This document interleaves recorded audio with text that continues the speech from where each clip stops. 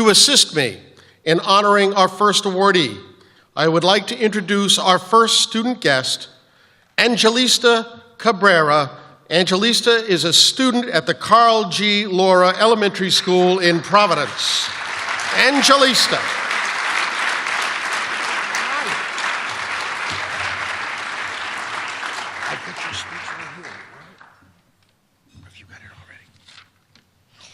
Good evening, ladies and gentlemen. My name is Angelisa Cabrera. I am proud to say I am a third grade student at Carnegie Laura Elementary School in Providence. On Wednesday, April 2nd, our school had Junior Achievement Leaders Day. My class had 2 volunteers. They were Miss Heather Hudson from the Rhode Island General Treasurer's Office and Miss Chris Graham from Edwards Wildman. They came to teach the JAR City program.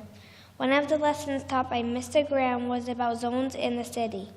We learned how a city is divided into different zones: farming, manufacturing, residential, industrial, and multi-purpose. We learned the person in charge of designing a city is also called a city planner. We also got to look at blueprints and measure and convert the measurements to actual size. My favorite part of the day was when we got to build our very own city. Mr. Graham made learning about city planning and converting measurements fun. It was nice of Mr. Graham to take the time from his busy day to teach in my classroom. It was truly a great day.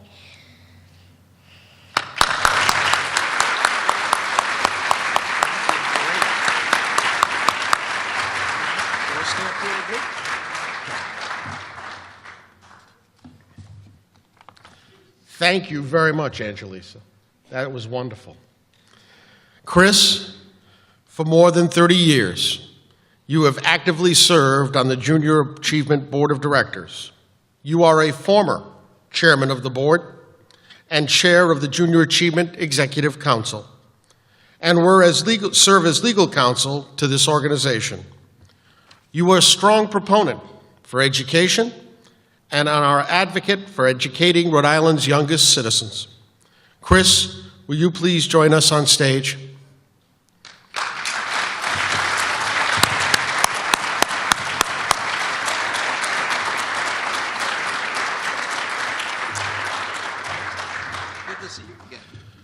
Chris, for demonstrated acts of excellence and commitment to the Rhode Island community and to Junior Achievement's mission of inspiring and preparing young people to succeed in a global economy, the Junior Achievement Board of Directors award you our highest honor, the Morris J.W. Gaby Profile in Excellence Award. Congratulations, Chris.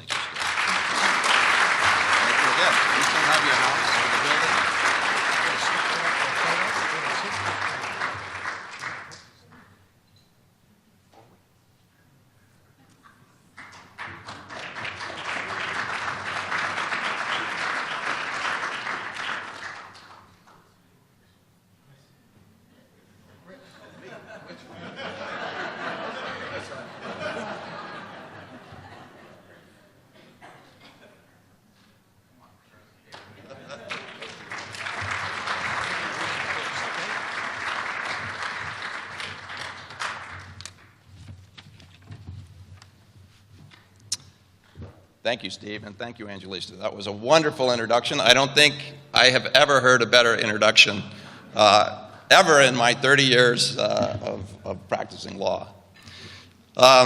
Thank you, everyone, for attending. Thank you, Chief, for being a wonderful MC. I actually have an idea, a fundraising idea. I'm thinking that if we all had some selfies with you, we could tape them to our windshield and fend off the meter maids. What do you think?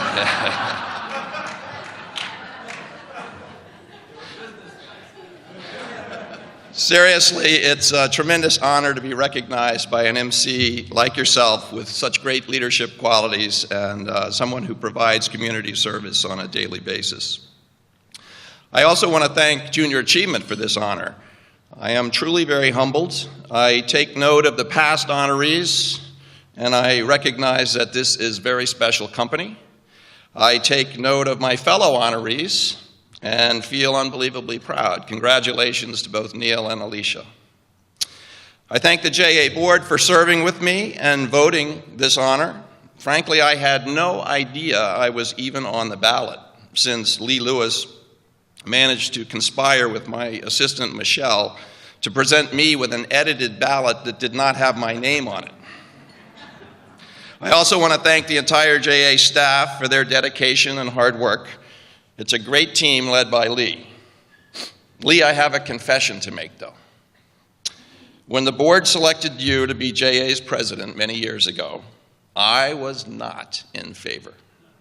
I thought you were too young, too green, too little experience. You just weren't ready to handle the job. And now I want to clearly state that I was dead wrong, absolutely wrong, and I'm quite pleased by that. Youth must be served. Lee has brought energy, dedication, vision, and creativity to JA, and we all are very proud of you, Lee. I also want to thank my wife, Jessica, and my children for all of their support and love in helping me to serve the community. My oldest daughter, Stephanie, is here tonight, and I'm very proud and pleased that she could share this with me. I want to thank my partners, associates, and my staff, including my assistant, Michelle, for all of their support. I'm pleased to announce that through Michelle's hard work, Edwards Wildman took back the Law Firm Challenge Trophy at this year's Bowl-a-thon with office-wide support. I want to thank all the volunteers who give their time and energy to JA. It's such a worthwhile commitment, valued by so many. And most of all, I want to thank our teachers, who are frequently underappreciated, yet who have such an important and exhausting job.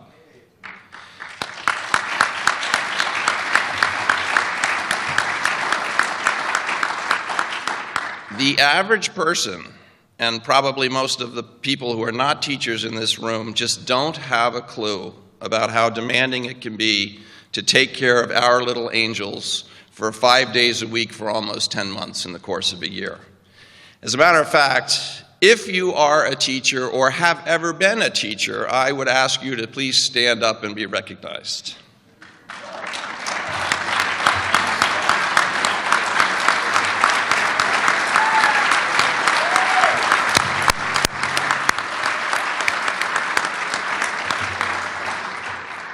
It's my view that teachers are the key to lifting Rhode Island out of our economic despair. For when our schools are among the best in New England, we will see all sorts of businesses that want to grow in this state, because it really does have so many things to offer naturally, geographically, culturally, and historically. But teachers can't improve our schools or lift us by themselves. It will take hard work by all of us. Teachers and administrators need to embrace change and accept things like more stringent evaluations in order to improve their profession. But as a state, we need to welcome new ideas and fresh perspectives, whether that's in the form of dedicated enthusiasm from young college grads in programs like Teach for America, or experimental approaches at charter schools that we learn so much from. And those of us who are not teachers need to realize that schools supervise our children only for about a quarter of the day for half a year. So the rest of the time, it's the rest of us who are the educators of our children, and we bear a very significant responsibility for what they learn and what they don't learn. With respect to the time teachers are entrusted with our children, the teachers need our support. They need us to support them at home and in the community by reading to or with our children, having conversations with them, doing things with them, teaching them the very important values they need to learn. Teachers need us to support them at school by volunteering our time and showing that we really care. When we stop blaming schools for our collective failure to raise the standard test scores, and instead we support them by engaging our children at home and volunteering through organizations like Junior Achievement, when we all accept responsibility for recognizing the importance of learning, our schools will improve, our economy will thrive, and our lives will be enriched. You can bank on it, and I thank you.